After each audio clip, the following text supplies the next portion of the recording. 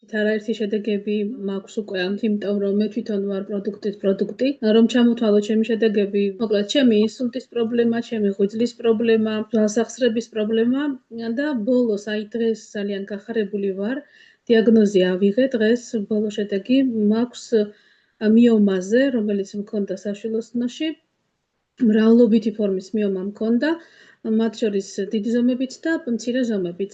დღევანდელი მონაცემებით, აი ეს მაქვს ესეთი მონაცემები ძალიან კარგი და გახარებული ვარ, რომ მცირე ზომის მიომები საერთოდ აღარ მაქვს და მხოლოდ დაპატარავებული ის დიდი ზომის მიომებით, ორი მიომა დაპატარავებული არის ზომებში და ამასაც რა თქმა უნდა მოვერევი. იმიტომ რომ ვიცი რა პროდუქტი მიკავია ხელში. რა პროდუქტებს სვამდი, რომლით მიაღწიე აი ამ შედეგს? და რა დოზით?